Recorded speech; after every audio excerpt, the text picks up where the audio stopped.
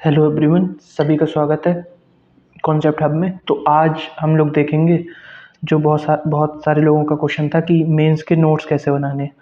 ठीक है, तो मेंस के नोट्स अब बहुत सारे टॉपिक्स हैं मेंस में सिलेबस वाइज।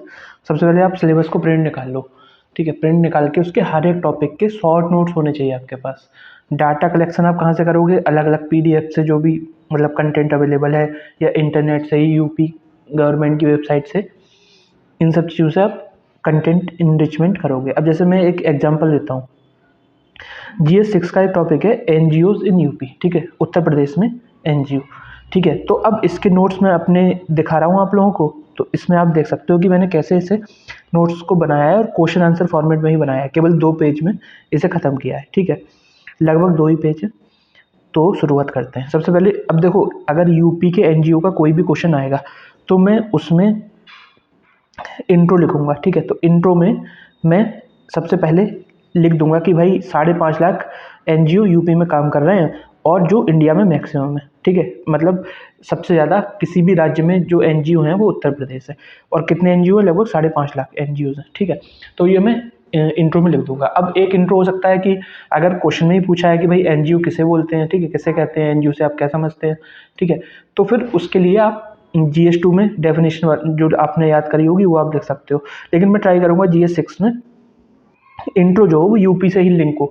तो इसलिए मैं इसमें सीधे सीधे नंबर्स लिखूंगा कि 5.5 लाख एनजीओ यूपी में काम करते हैं, जो इंडिया में मैक्सिमम है। ठीक है, अच्छा, उसके बाद देखो, एक इंट्रो मेरा फिक्स हो गया अगर क्वेश्चन बनता है। उसके बाद मैं एक ये पाई चार्ट बना दूंगा। ये मैंने खुद ही तैयार किया था कि भाई पूरे इंडिया के 18% जो एनजीओ हैं वो यूपी में काम कर रहे हैं, और 72% बचे हुए स्टेट्स में है। तो ये देखने में थोड़ा अच्छा लगेगा कि भाई 18% इंडिया के एनजीओ, अगर इंडिया में 100 एनजीओ हैं तो उसमें से 18 यूपी में काम कर रहे हैं। तो ये इंट्रो के बाद ऐसे साइड में मैं दिखा दूंगा।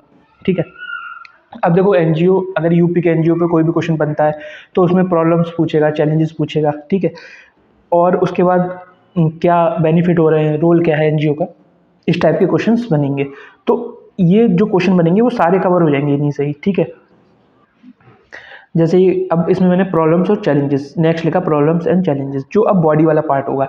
अगर कोई भी क्वेश्चन आएगा उसमें अगर बॉडी में पूछा गया है कि भाई आप प्रॉब्लम्स बता दो या चैलेंजेस बता दो यूपी में एनजीओज के क्या है, तो वो आप इसमें लिखेंगे।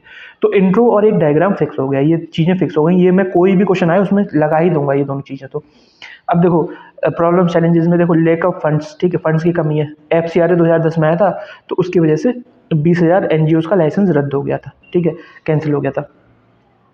और यूपी स्पेसिफिक एग्जांपल क्या है? नीड इंडिया, जो लखनऊ का एक एनजीओ है, तो उसके बहुत सारे प्रोजेक्ट शट डाउन हो गए थे जब ये FCRA एक्ट 2010 आया था। ठीक है, तो ये हम लिख देंगे, लैक ऑफ फंड्स, इनके मतलब फंड्स की कमी है, नॉर्म्स बहुत ज़्यादा टाइट है FCRA 2010 के जो है, तो बहुत प्रॉब्लम उससे क्रिएट हो रही है। तो ये लैक ऑफ फंड्स एक प्रॉब्लम या चैलेंज हो गई। ठीक है, फिर दूसरा है lack of transparency and accountability. केवल 10% एनजीओ ही अपने मतलब प्रॉपर अकाउंटिंग डिटेल्स वगैरह प्रोवाइड कराते हैं, और ये CBI का डाटा है। तो अब देखो, ये पॉइंट जो है, ये आप इसे मतलब आप कोई अगर पॉइंट दे रहे हो, जैसे lack of transparency and accountability, तो उसे प्रूव करने के लिए, ठीक है, उसे प्रूव करने के लिए कुछ डाटा दोगे। तो वो दिया गया है कि भाई केवल 10% ही एनजीओ प्रोवाइड करते हैं अकाउंटिंग ऑफ देयर इनकम। ठीक है, ये किसने कहा है? CBI ने कहा है, CBI ने बोला है। तो अब देखो, पहले में एग्जांपल ऐड कर दिया, दूसरे में एग्जांपल ऐड कर दिया, तीसरा क्या है? इन एडुकेटली ट्रेंड पर्सनल। ठीक है, तो मतलब अच्छे से ट्रेंड नहीं है लोग। क्या कहेंगे इसे हिंदी में? बोलेंगे कि कुछ गैर प्रशिक्षित लेबर जाता है। ठीक है, गैर प्रशिक्षित कार्यबल है। ठीक है, ब्यूरोक्रेटिक हर्डल्स। ठीक है, रेड टेपिज्म। ठीक है, लाल फीताशाही आ गई। ठीक है, ये जनरल पॉइंट्स हैं। Lack of volunteerism and social work spirit among youth. ठीक है, यूथ में मतलब क्या कहेंगे, सामाजिक सेवा का भाव नहीं है। ठीक है, अर्बन कंसंट्रेशन, ये पॉइंट आ गया। ठीक है, अर्बन कंसंट्रेशन ज़्यादा है, जबकि एनजीओज की जरूरत कहाँ है? विलेज एरिया में। तो इसमें आप लिख सकते हो कि भाई यूपी में तो 80% एरियाज विलेज में। ठीक है, विलेज एरियाज में केवल 22% जो है अर्बन एरियाज हैं। फिर भी इनका कंसंट्रेशन क्या है? अर्बन एरियाज में 70% एनजीओज काम कर रहे हैं, और रूरल में 30%। अब देखो, अर्बन कंसंट्रेशन के बाद आप सीधे ये डायग्राम बना दो। ठीक है, सीधे ही डायग्राम बना दो। लिखने की जरूरत नहीं है कि पैराग्राफ में लिख रहे हो कि भाई 70% अर्बन एरियाज में काम कर रहे हैं और 30% रूरल में कर रहे हैं। इसलिए कंसंट्रेशन इनका ज़्यादा है, जबकि ऐसा उल्टा होना चाहिए। ये सब कुछ लिखने की जरूरत नहीं है, इतना टाइम ही नहीं होगा, पॉइंट टू पॉइंट लिखो और ये डायग्राम बना दिया। उसके बाद फॉरेन फंडिंग इशूज़। अब देखो ये एक पॉइंट है, ये ऊपर आना चाहिए था। अब ये जैसे मैं नोट्स जब बना रहा हूँ तो मुझे लास्ट में ये सूझा, लेकिन जब मैं इसे प्रिपेयर करूँगा तो इसे मैं डालूंगा चौथे नंबर पर, ठीक है, फोर्थ पर, बाकी ये तीनों नीचे आ जाएंगे क्योंकि इसका इंपॉर्टेंस ज़्यादा है।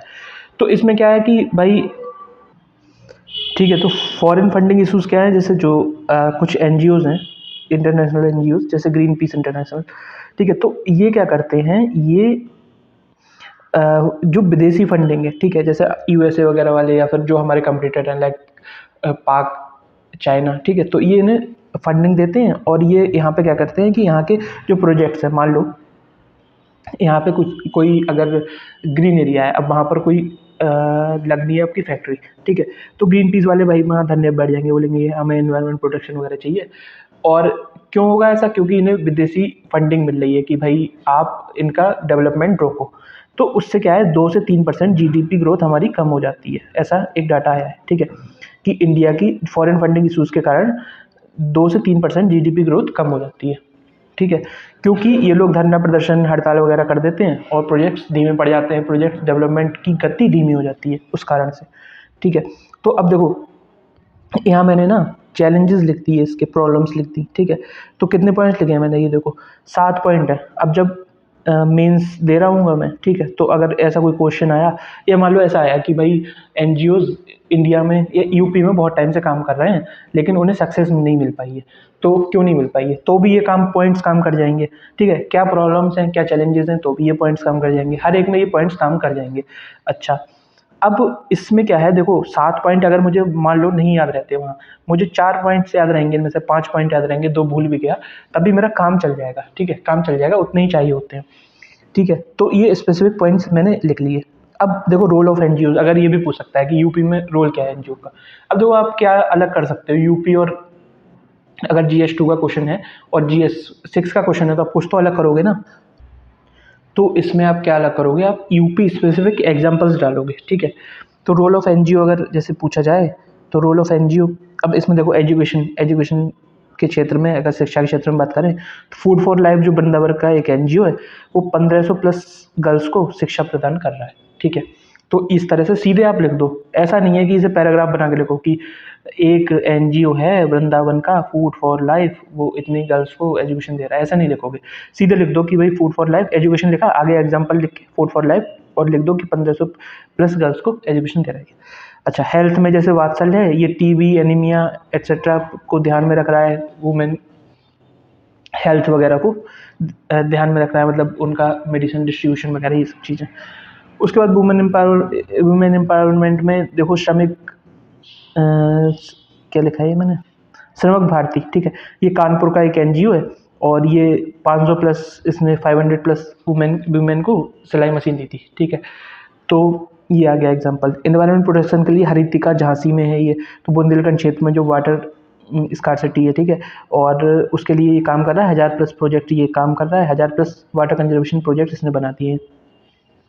सोशल वेलफेयर में मुक्ति फाउंडेशन लिख दिया, डिजास्टर मैनेजमेंट में एक्शन एड इंडिया लिख दिया, ठीक है। आरटीआई में यूपी संकल्प फाउंडेशन, या आरटीआई मतलब लोगों को जागरूक कर रहा है आरटीआई के प्रति और काम कर रहा है, तो अवेयरनेस बढ़ा रहा है। तो अब देखो ये यूपी स्पेसिफिक एग्जांपल हो गए। अब देखो कितने हैं इसमें, 1 2 3 4 5 6 7, 7 पॉइंट इसमें भी हैं।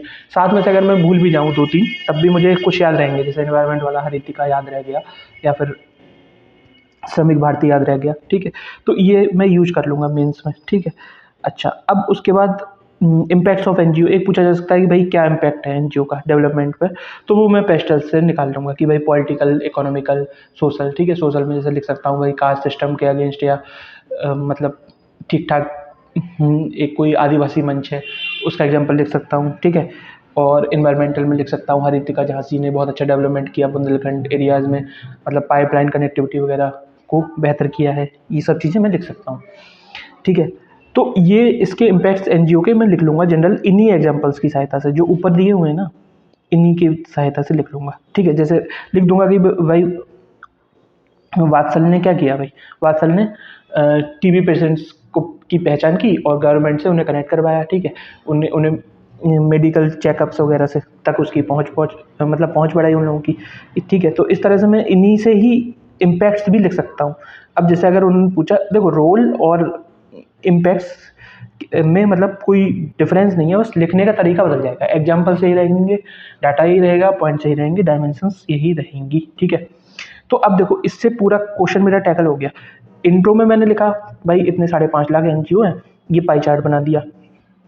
उसके बाद प्रॉब्लम्स चैलेंजेस में ये प्रॉब्लम चैलेंजेस 7 हो गए, इसमें से मुझे 4-5 जो भी याद रहेंगे मैं लिख दूंगा विद एग्जांपल्स।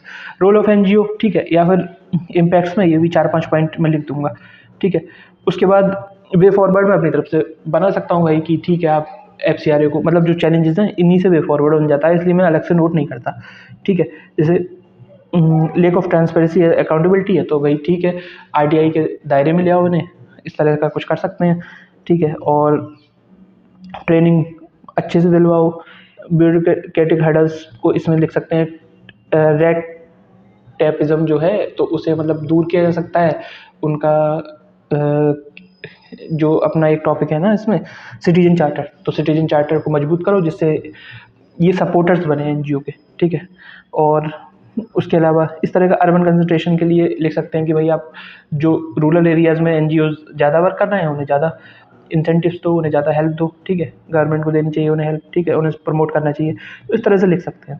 अब जो कंक्लूजन में क्या लिखेंगे, NGO act as a bridge between the government and people. ठीक है, तो ये सिंपल सा कंक्लूजन लिख दिया, ये मैं इसी पे एंड कर दूंगा कोई भी एनजीओ का क्वेश्चन आएगा तो। ठीक है, एक ब्रिज के रूप में, ब्रिज को बोलेंगे क्या बोलेंगे, पुल बोलेंगे। ठीक है, तो पुल के रूप में काम करता है किसके बीच में, लोगों के बीच में और सरकार के बीच में एनजीओ जो है। ठीक है, तो ये हो गया। अब देखो इसमें इंट्रो फिक्स है ना, पहले से इंट्रो फिक्स है, कंक्लूजन फिक्स है, बॉडी में अपने हिसाब से चेंज कर लूंगा जो क्वेश्चन की डिमांड होगी। अब देखो कुछ डायग्राम्स हैं इसमें। ठीक है, अब जैसे ये है ना, ये एनजीओ एज अ ब्रिज आ गया, ये गवर्नमेंट आ गई, ये लोग आ गए, तो ये मैं बना दूंगा उसमें साइड में ना। ये कब बनाऊंगा, मान लो 3 पेज लिखने हैं ना, मुझे 3 पेज लिखने हैं, अब मुझे टाइम की कमी पड़ रही है तो मैंने ये चिपका दिया, ऐसे बड़ा सा बनाया, ऐसे बॉक्स में रख दिया। ठीक है, दिख रहा है, ठीक भी लग रहा है। बहुत ज़्यादा कॉम्प्लेक्स डायग्राम्स नहीं बनाने जो बहुत ज़्यादा टाइम लेने। ठीक है, क्विक डायग्राम्स बन जाने चाहिए वहाँ पर। ठीक है, ये जैसे एक मैंने तैयार किया है, ये अगर जैसे मुझ पर टाइम ज़्यादा है तो मैं इसे यूज करूँगा। जैसे एनजीओ की ये मैंने खुद ही तैयार किया था, जैसे जो मोदी जी है ना, एससीओ जो अभी संघाई कोऑपरेशन ऑर्गेनाइजेशन है ना, उसके मतलब उन्होंने अपनी खुद की फुल फॉर्म बना ली थी, वो इस तरह के काम करते हैं। तो मैंने भी एनजीओ की खुद की फुल फॉर्म बना ली जो देखने में अच्छी लग रही है। जैसे एन से नेटवर्क आ गया, तो नेटवर्क क्या है, लोकल पीपल, एडमिनिस्ट्रेशन और लीडर्स को कनेक्ट करता है एनजीओ। ठीक है, ओ से आउटरीच आ गया। ठीक है, माइनॉरिटी जो पर्सन है, सेक्शन है, ठीक है, उन तक पहुंच सुनिश्चित होती है। ठीक है, जैसे क्या इसमें लिख सकते हो वही कि जो एसटी कम्युनिटी है उस तक पहुंचते हैं आदिवासी मंच द्वारा। ठीक है, गवर्नेंस में ये गवर्नेंस जी से गवर्नेंस आ गया, इसमें आपका लिख जाएगा अकाउंटेबिलिटी, ट्रांसपेरेंसी वगैरह, ये सुनिश्चित करता है एनजीओ। ठीक है, तो ये एक तरह से एनजीओ की फुल फॉर्म मैंने खुद बना ली थी, तो ये डायग्राम बना सकते हो आप। ठीक है, ये भी बना सकते हो और ये भी बना सकते हो। तो इसमें क्या है, अब देखो कोई भी क्वेश्चन आएगा यूपी में एनजीओ के बारे में तो वो आप इससे टैकल कर लोगे इन्हीं नोट से। देखो इंट्रो फिक्स है, ठीक है, कंक्लूजन भी फिक्स है, एक ही पाई चार्ट भी फिक्स है, बॉडी आप इन जो 14-15 पॉइंट्स हैं इनमें से बॉडी भी बन जाएगी आपकी, एग्जांपल्स भी आ जाएंगे, और उसके अलावा कंक्लूजन भी आपका फिक्स है। डायग्राम एक तो पाई चार्ट आ गया, और इन दोनों में से आप कोई डायग्राम चिपका सकते हो अगर आपके पास पेज ज़्यादा हैं। ठीक है, मतलब अगर टाइम की कमी पड़ रही है, पेज भरना जरूरी है, तो आप इन दोनों में से कोई भी डायग्राम चिपका सकते हो वहाँ पर। ठीक है, तो ये एक तरह से मैंने बताया कि देखो 2 पेज में आप कैसे एक टॉपिक का नोट्स तैयार कर सकते हो जो आपको मेंस में काम आएगा। सीधे सीधे पॉइंट लिख दोगे, सोचने समझने की ज़्यादा ज़रूरत नहीं पड़ेगी। ठीक है, तो धन्यवाद आपका।